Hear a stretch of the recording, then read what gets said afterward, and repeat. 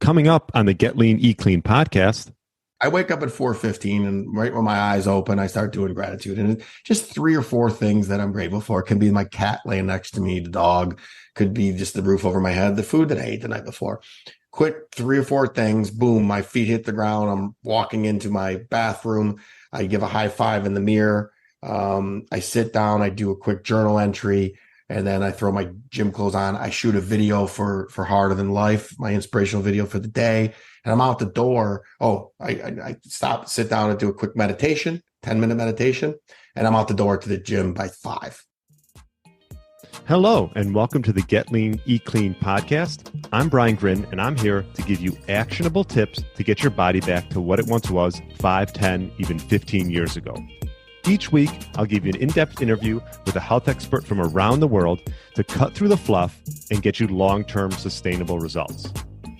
This week, I interviewed speaker, podcast host, and author of Harder Than Life, Kelly Siegal.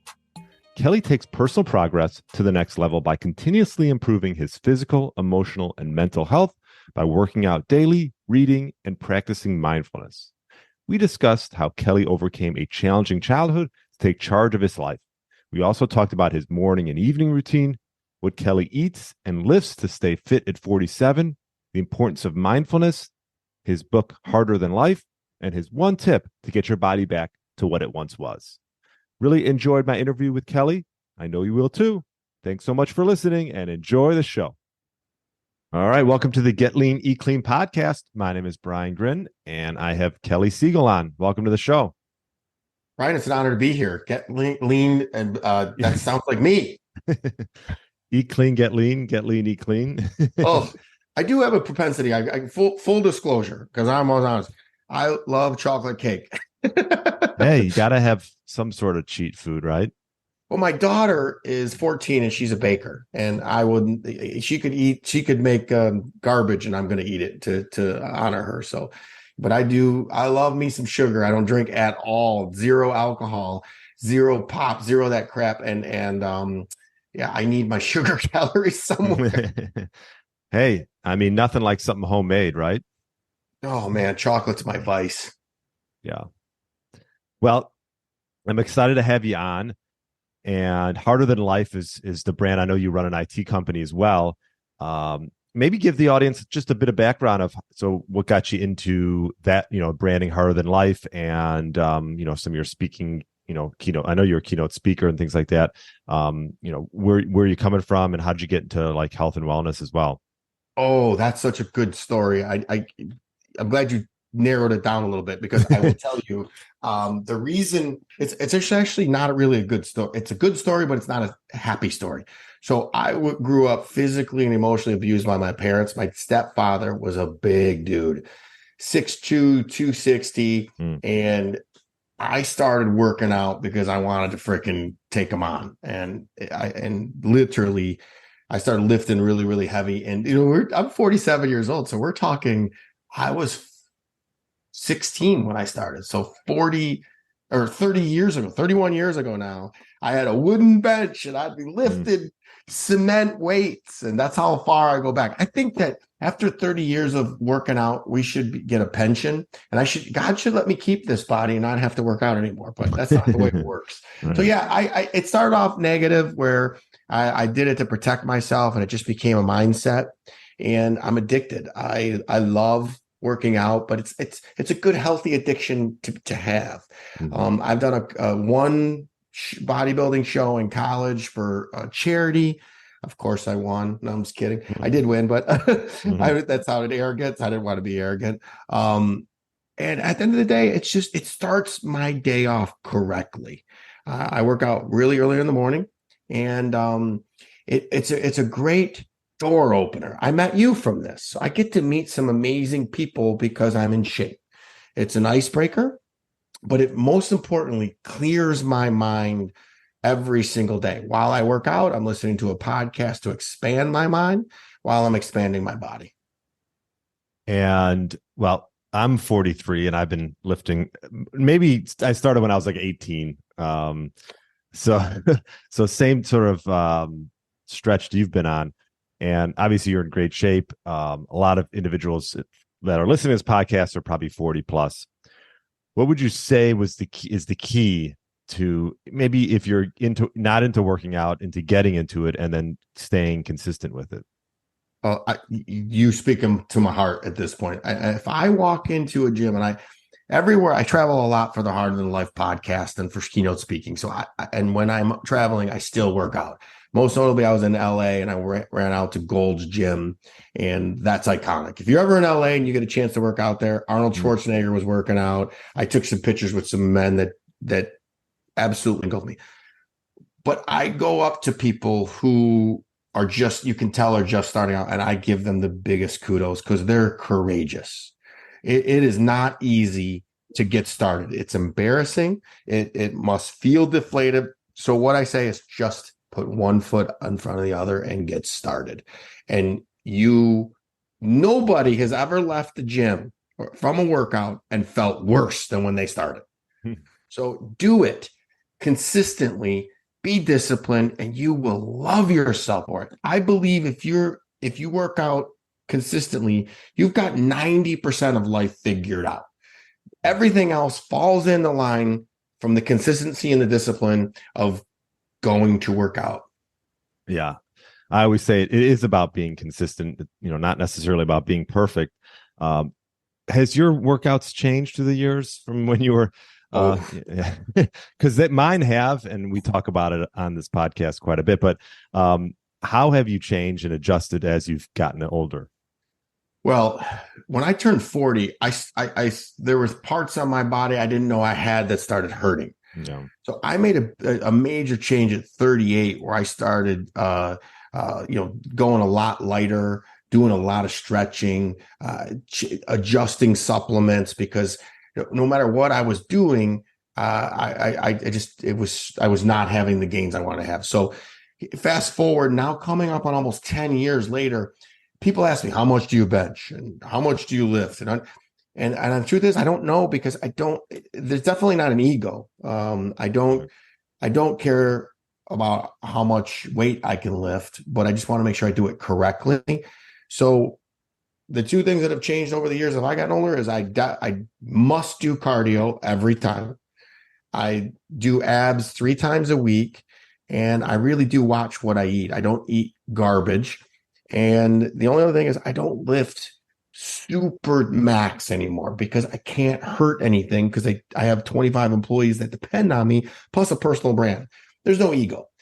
Other than that, everything else is pretty much still the same. I stretch a lot more than I used to because I'm getting old, and that's where the stress stays in.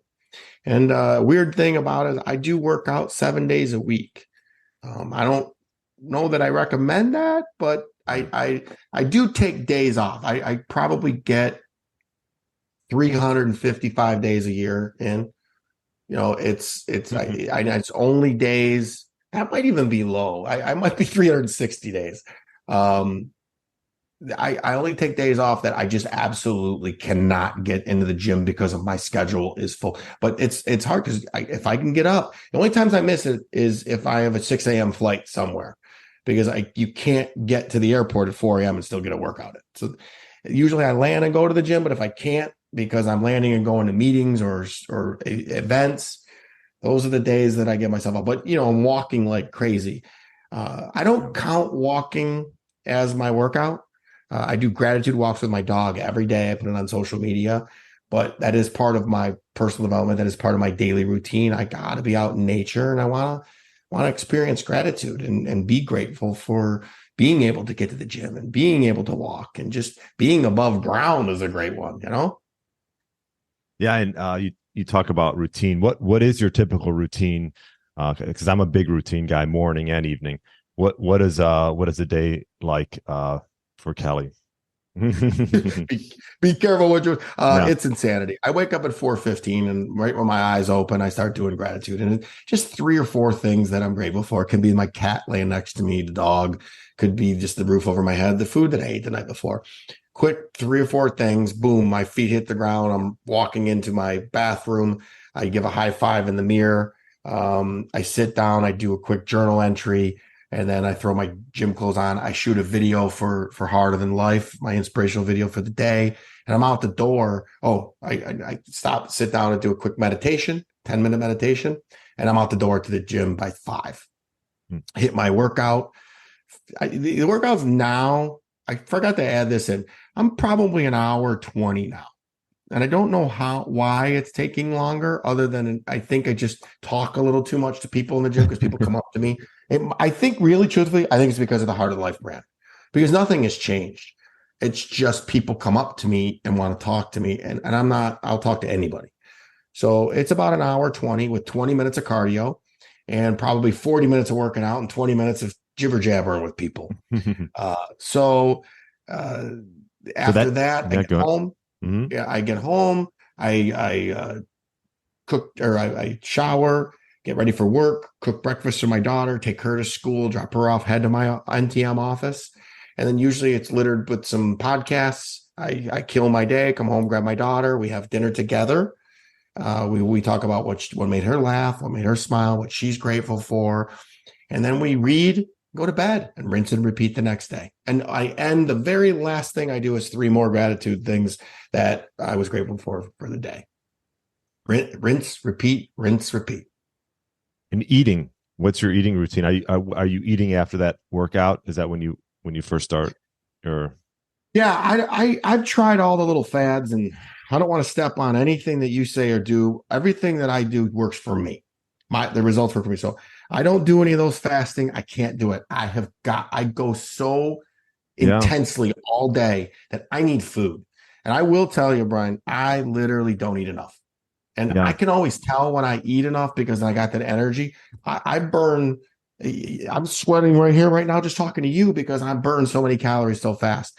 So I have, and this is not good, and I don't recommend this, but I have protein bars and protein drinks at every office and every house, and I snack on them nonstop. So when I get back to have breakfast with my daughter, we usually have the same thing every day: 4 to 6 eggs, 2 to 4 turkey bacon, and some fruit every single day for breakfast. For lunch, I try to eat some sort of protein, and I take in a carb, because if I eat anything that's less, I'll be starving.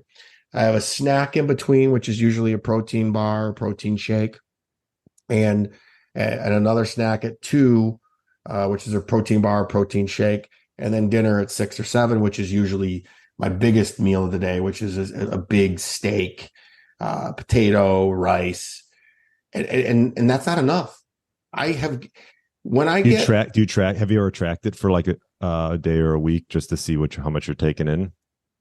I did when I did my bodybuilding show, but we're going back 30 years, 20. Okay, maybe you should try it just for a week. No, I might be scared. Now you got me scared, because now I'm probably going to do it, because I'm tired all the time. I drink copious amounts of caffeine, and I know why, because I'm not taking in enough calories. When I wasn't tired, I had this. My assistant would order me these pre-protein meals. I'm not going to say the name of them because we've since divulged our relationship. We're looking for another sponsorship right now, because obviously we got a big social media following, and everybody asks that. So whoever I say, people are going to buy. So I have to be in alignment. We're currently working on a new company, but I highly recommend getting some sort of meal prep company so you do eat healthy. I've seen my schedule over the last couple of weeks be so busy. My eating has been sporadic and not as great as it can be. I'm not maniacal about it, but if I do eat something crappy, if I have indulged in some chocolate cake, I will go harder on the cardio the next day. What type of cardio are you doing? I mix it up. I do the stairs. I do elliptical. I ride the bike. I do whatever I do it intensely, like level 12 and above, usually 12 to 15 for 20 minutes. And I mix it up because I get bored. I hate cardio, hate it with a passion. But at 38, I started getting fat, and and it was because I wasn't doing cardio. And so I would tell you, if you're not achieving your goals, and mix in some cardio. Got it. Yeah. That's one thing I sort of realized. Like, I used to have like a couple meals a day. I realized I just wasn't eating enough, not getting enough protein. I mean, I can see with how much do you weigh right now? 215. Okay.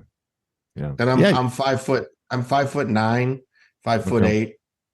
Okay. So I look like a tree trunk. Even though I think I look normal, that everybody else tells me I look like a tree.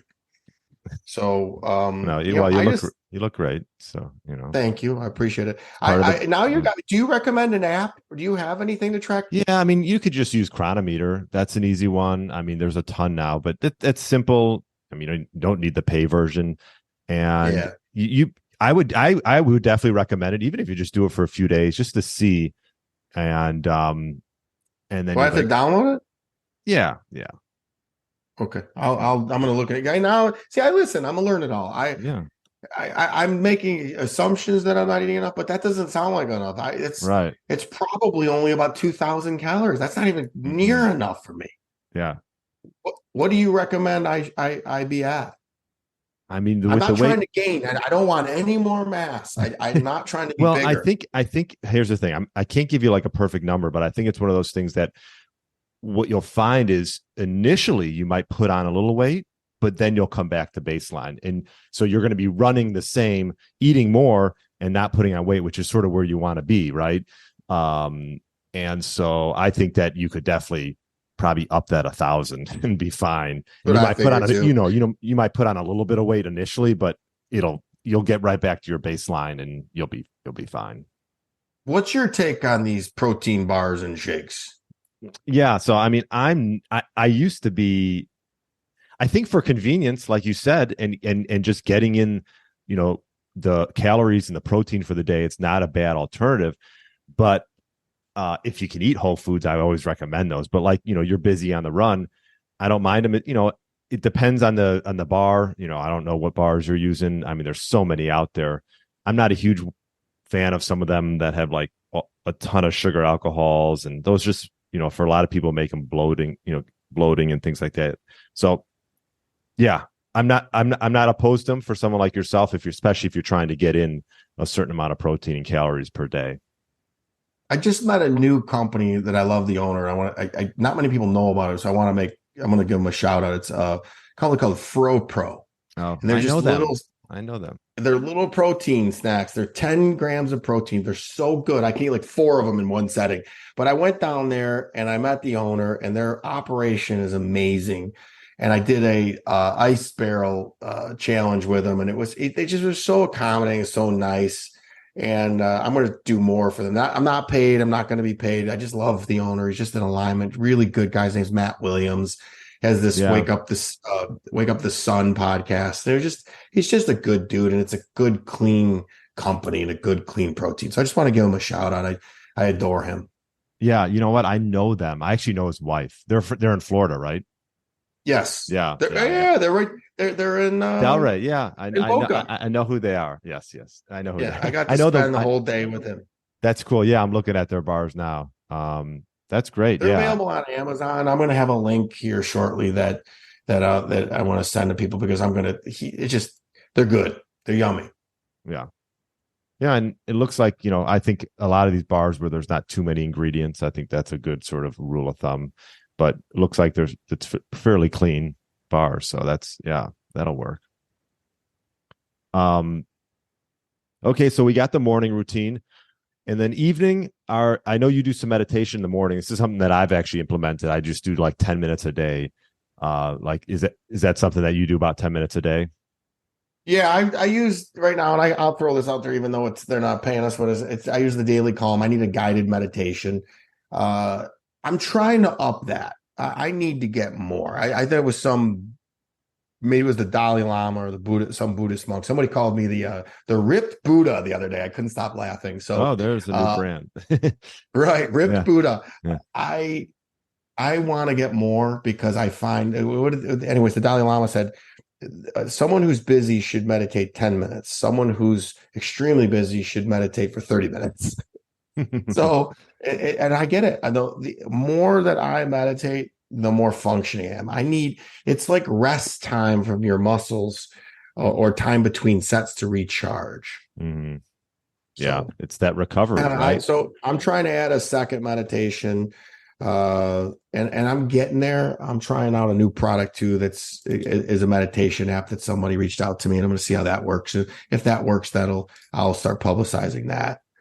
But Yeah, I use Headspace. I mean that Headspace, they have a nice a daily meditation that's like 10 minutes long, and yep. The voice is soothing. I forgot his name. He's the guy that started it. I can't think of his name, but I think he was a Buddhist monk at one point, and so that it's works. not Vincent, is it? Can't think of his name right now. I can't remember who the guy that started Headspace. Well, let's get into your book, Harder Than Life. When did you write this, and what sort of inspired you to get this book going? Well, first of all, it's available on Amazon. The audible version is me reading it. So if you're not a reader, you can download the Audible and listen to my story. It is quite remarkable. There's a couple of pieces in there where I can't believe I put it out in public.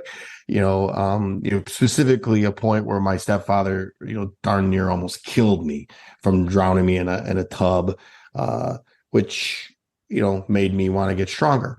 So what made me write it was, you write the book. They say you write the book that your inner child needed, and your younger kid needed. So, but really all I did is I had to get this negativity out of my head, and it was very cathartic. I mean, I would write it and then I would cry, and then my publisher would send me the proofread to tell me, and I would cry. And then literally when it was overwhelming, guess what I did? Went to the gym, because that's what I do when, I don't eat, I don't drink, I don't do drugs. So when I get stressed, I go to the gym. And I remember dropping everything multiple times going, I got to go to the gym. And I couldn't finish some of the chapters. So it was cathartic. And then now I can read it and be like, whoa, I'm healed. So I use it as a healing process. I wrote it literally during the pandemic, while everybody was drinking, day drinking, and commiserating and wondering where it was ended. I built a home gym. And before my home gym arrived, I ran around the neighborhood and did push-ups and sit-ups. And then my home gym arrived, and I got in the best shape physically. I wrote the book, and then I started meditating and listening to podcasts, and I got the best shape mentally. So when the pandemic came to an end, I was a new version of myself. Yeah, I feel like with the pandemic, I think people either rose above it and like improved, or some people sort of went the other way. Yeah, there was no in between. There wasn't really. I got married during the pandemic, so Well, that's interesting. And you're in Chicago, so where the hell did you manage to pull that off at? Oh well, what do you mean? Like, well, we got married. Like, there was nothing open. You guys were just as bad as we were. Well, I had a 30-person wedding, so just family pretty much, and a few friends. It was August of 2020, and we did it outside. It was a beautiful, summer day, and yeah, I'll tell you, the small wedding was nice. I gotta tell you, we did my daughter's bat mitzvah in the summer of 2022, and people were they're like, oh my God. And we did it outside. They're like, oh my God, what are you going to do about COVID? I go, nothing. Right. And turned out we were right. It wasn't as big as what they made it out to be. And, I'm not trying to be negligent of people that have suffered. I'm sure that we all know people that have passed from it, but that wasn't the greatest advice. Sit still and put a mask on. Yeah. What about for eating? Is cooking? You cook with your daughter in the morning and the evening. I think that's such a great. My last podcast guest we talked a little bit about cooking with your kids. What type of things do you guys make, and is that something you did do with your daughter pretty much twice a day? Yeah, we cook. I talked to her my secret to my eggs. And my secret to my eggs, forgive me for saying this, but it's in the book. I got arrested for selling drugs in college, so I had to go do a little stint in jail. And when I was in jail, I was working in this restaurant to get out of jail it was a work release. So to get out of jail, I learned from this cook. He taught me to be a short order cook. So I just did every job in this restaurant because I was wanting to know what people did. So he taught me the secret recipe of how to cook these eggs, put a little bit of a creamer in it, a little bit of seasoning salt, and you got to take them and beat them, and they come out so fluffy and so good. And my daughter, I taught her it. And then my grandfather has this little secret where he put cream cheese, and it was cream cheese omelet. So, again, some of the stuff is not so healthy, but in moderation. Hey, so we have, that's what we cook in the morning. I do the breakfast because she's a teenager, so she looks like this, right? She's half dead. Yeah, right. It's too early for her. Yeah. So I do the breakfast, and then in dinners we break it up. And every once in a while she'll just cook dinner. Like certain days, every day isn't the greatest, but I make the best out of every day. Sometimes I do these crazy work on myself where I do EMDR therapy, I do hypnotherapy, and certain days I deplete myself so much, I have nothing left in the tank, and I go, honey, will you cook dinner? And she's like, absolutely, Dad, no problem. So but we do a lot of grilling. We both like the grill. Yeah. So it's not like zero fried food. The rest would be baked, but mostly we grill 75 to 95% of the time. And when we're not here, we're in Florida. So of course you're going to grill in Florida because it's beautiful. So we'll grill tonight is just a simple dinner, chicken and rice. So it's the chicken is already marinating and waiting, and we fire up the grill. And a lot of times my big vice, I smoke a cigar. So I'll be sitting outside smoking a cigar while I'm grilling, and she'll be preparing, she'll set the table and prepare the rice and some sort of vegetable. And then we talk, we sit down and have a dinner, not in front of the TV, and we talk. And then we go and either go for a walk, we take the dogs for a walk, or we sit and read. Just simple, man. We're simple people. Yeah. And evening routines after you read, like what time do you typically go to sleep, and is that something you prioritize? I know you get up early, so that's Yeah, I'm usually in bed. She goes to bed at 8:30 to 9 o'clock, and then I'm not far behind her. Yeah. The latest I can stay up is usually 10. And if not, then, you start doing the math backwards. So if I wake up at 4:15, I go to sleep at 10, that's only 6 hours. And unfortunately, for some reason, 6 hours seems to be my max. Now, last night I slept 9 hours, which was an abnormality. Wow. And I happened to be on your podcast the day that I actually took a day off the gym. And this was an actual take day off. That never happens. I can't even tell you the last time I just said, I'm not going to the gym today. And it was a conscious effort because I knew that I slept in, and if I would have gone to the gym, I would have pushed extra hard, and I wouldn't have been my best self. Like I said, this is my third podcast today. I would have been a little irritable, and I just wouldn't have been my best self. I wanted to be relaxed and be my true, authentic self and not be rushed. So I have a day off today. Yeah. I mean, like you said, I think working out 7 days a week is not for most people. I mean, I always talk about, especially as you get older, the recovery days are just as important as the days that you're actually putting the work in. I'm assuming, are you lifting those 7 days, or you're doing, when you say workout, you're doing, like, what are your splits like? So yeah, I lift all 7 days. So I do one body part except for bis and tris a day. So old school. Oh yeah. I tried to flip it up. I've done some real fun things where I've done push pulls, you name it. I've tried it.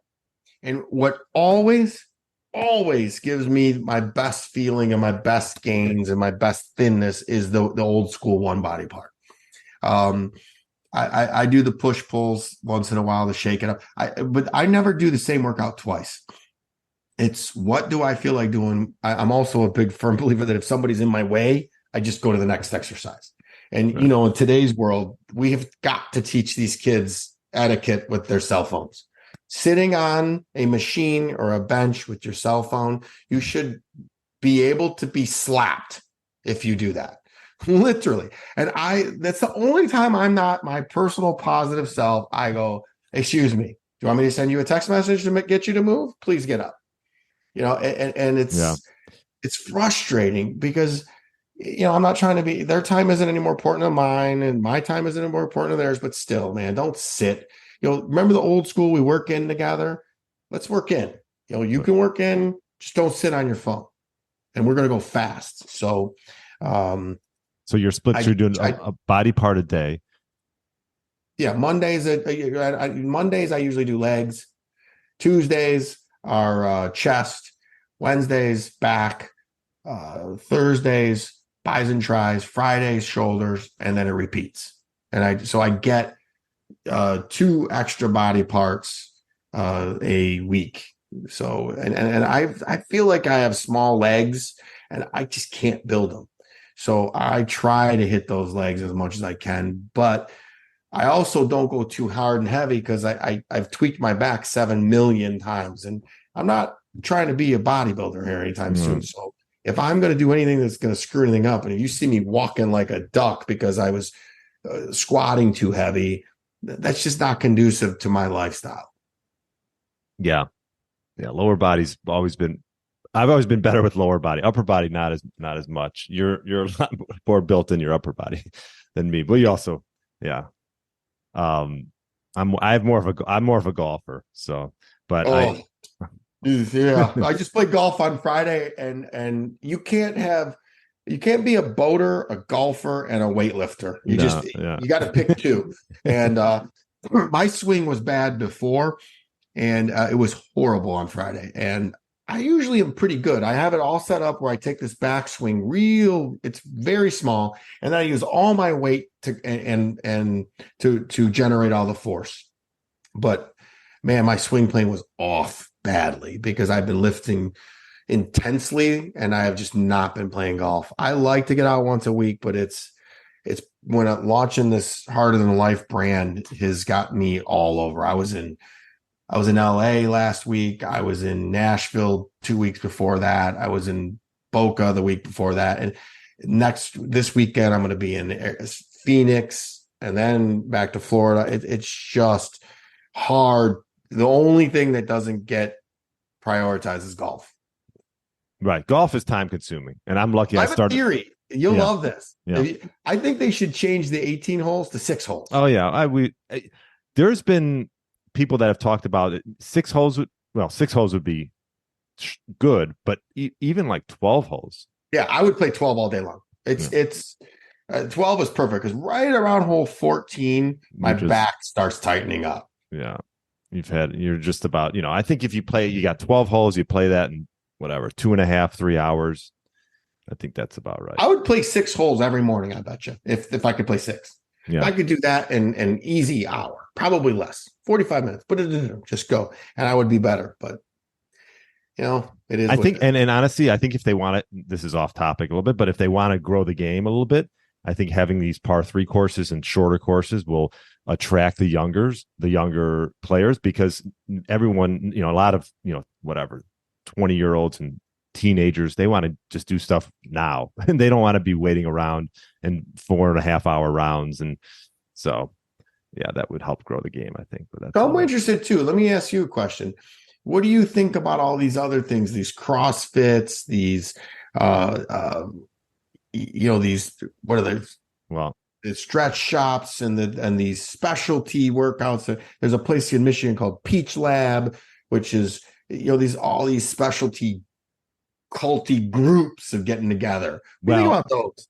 Well, I mean, CrossFit is something that grew like crazy. And I think part of the reason why people love CrossFit is the community, right? Like the people bring, I was part of a studio here up north of Chicago, and our workouts were good. We did group training. It wasn't CrossFit or anything, but like people come back because of the community, the people. It's, the workouts are almost secondary to some degree. So I think that's what makes CrossFit so popular, is that, do I prescribe to doing some of the stuff that's done? I mean, I've had plenty of friends who've gotten injured. That's not to say that if you're just sitting on your couch, I would say then go. If that's the only thing that's going to get you up and going, then go ahead and do it. But yeah, I mean, there's a lot of specialty shops out there nowadays. I think for some people it's good just to mix it up, like you said. But I'm a little bit old school like yourself. Resistance training, keep it simple. But whatever workout that is consistent is probably the one that you should do. I love going to new gyms, by the way. And if you those out there, I don't know if you guys have in Chicago, but We have Blue Cross Blue Shield here in Michigan, and through Blue Cross Blue Shield, we get this this fitness app, which you can pay into, and and you can go to like almost any gym you want, and it's a discount. It's pretty cheap. So I don't know how they do it, but there's something called ClassPass. And that is a sort of a cool thing where you have access to like all different types of gyms, and you can, I mean, it's not through your like insurance or anything like that, but I know my wife who was with Lululemon, they used to have ClassPass where they could go to different places and work out. So brilliant, man. Brilliant. Like I love going to different places all the time. What would you say, your top tips for individuals who are, in their 40s and 50s to, stay consistent, build muscle? What would you say some of the typical question I ask my guests are, what one tip would you give an individual that's looking to get their body back to maybe what it once was when they were in their 20s? What tip would you give that individual? This is going to be controversial.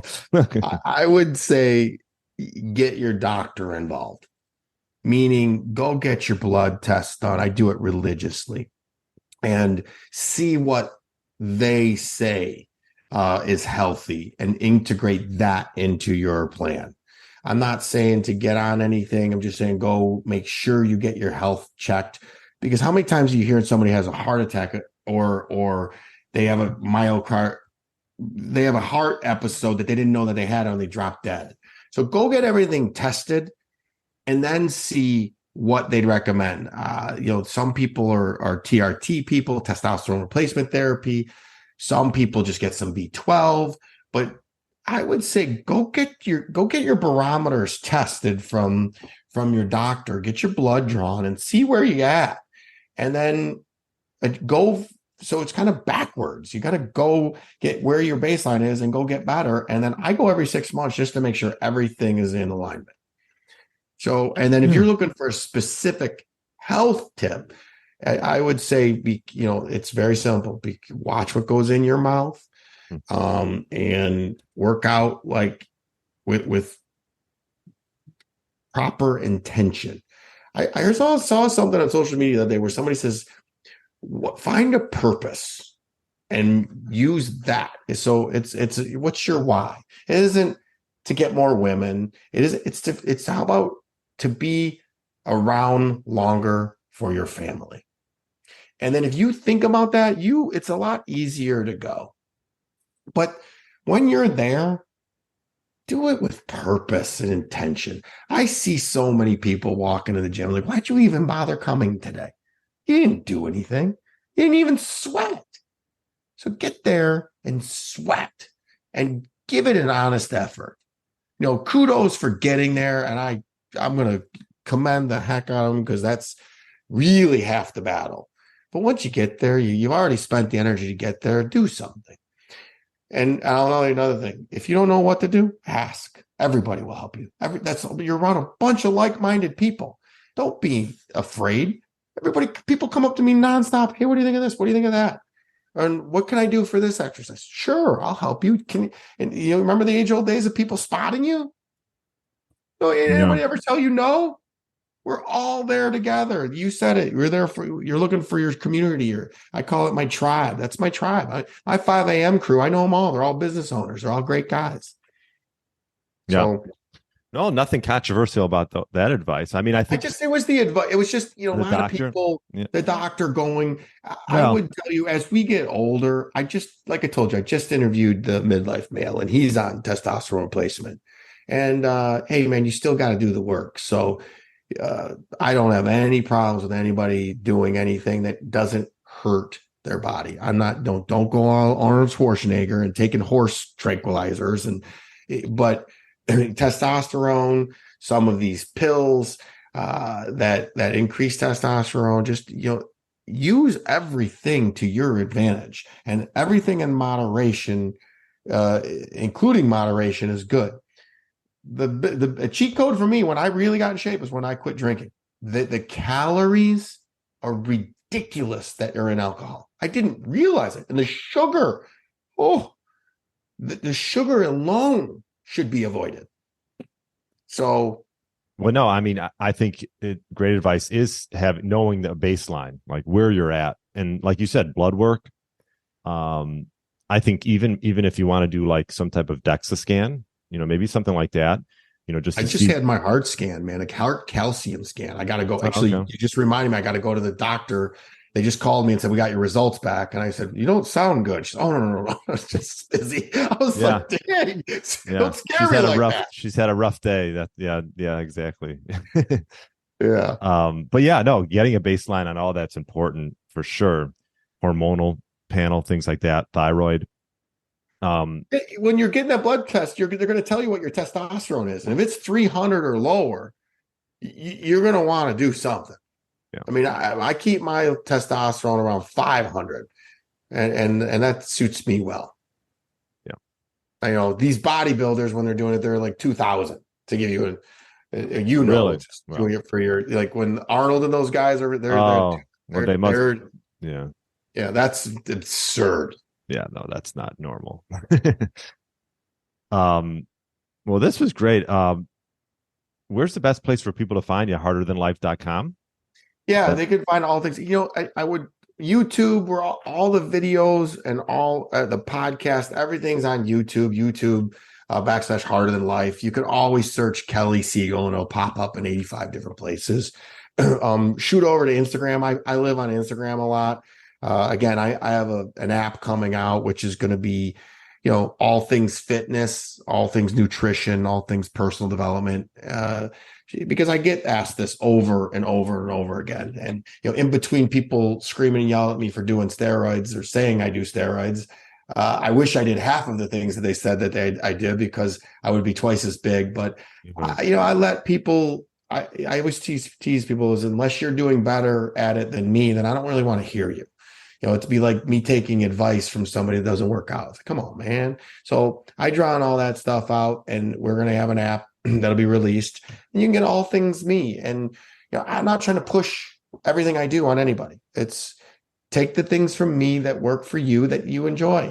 Not every exercise I do is great. I have my elbow acts up all the time. I got to go get cortisone shots in it once a year, and it's flaring up right now. So there's certain exercises that I tend to stay away from. But I'm addicted. I love it. It's the best thing in the world. I'm in the personal development space. I walk into a room, people notice right away the physique, so they come over to me to ask questions. So it's a great icebreaker. Not to mention, I plan on being around here till 100, 120 maybe. Yeah. Awesome, Kelly. Well, nothing wrong with being addicted to working out. So if there's anything I can do to support you, the Harder Than Life brand, myself, Kelly Siegal, please, you have my cell phone. Reach out. Any of your people want to reach out to me. My email is all over social media.